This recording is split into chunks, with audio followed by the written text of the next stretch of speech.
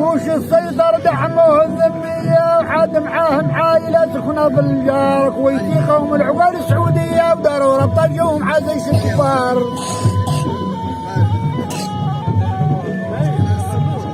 يعطوا الاسرار للجبانية وباعوا ذروة بدينهم سهمة للنار حسني مبارك ويعمل في دية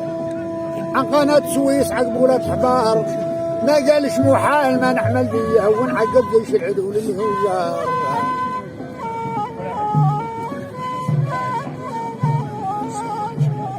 جملة جبنوا ذي اليهود الذمية وما قالوا محال هذا عيب وعار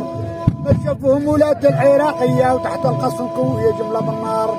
دبابات يهود عن حقدية وتقطع في ولادهم صبيان صغار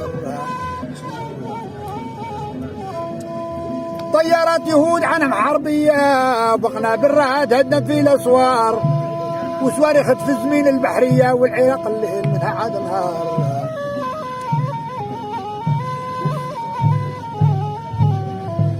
يبهدوا في بناتهم وذرية وحتى تحريم من بهدة عند الكفار شوفوا يا الإسلام شوفوا يا الإسلام مع هدية حبسوا بقاريب شفتوا فيه اللي صار يكسروا في الدين اليهودية وهدموا الشريعة علينا ذي الكفار كذا من رجال راها مخبية أو تحت القصف بسبب جملة الأعمار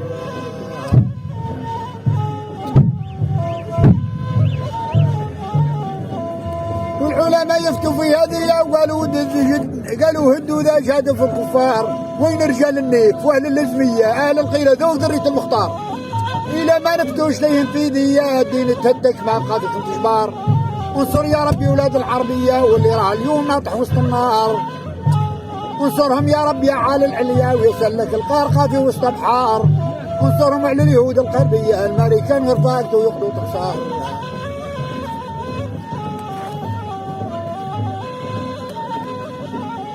وهلا حاجة مصر وزيد السعودية واتفقوا الاثنين عن هذاك العار 5000 بنات جملة مصرية وعربيات مزيخة من الخيار قال نزهج بابور صنع أمريكية ونديهم في الليل قبل طلوع نهار حتى فهد قالوا ذرية ليا والبيرو مفتوح وسجل الأعمار قال عن كل الاثنين في ذي البدية وقعد يا الله طاب النار ما قلت محال ما صار ذيا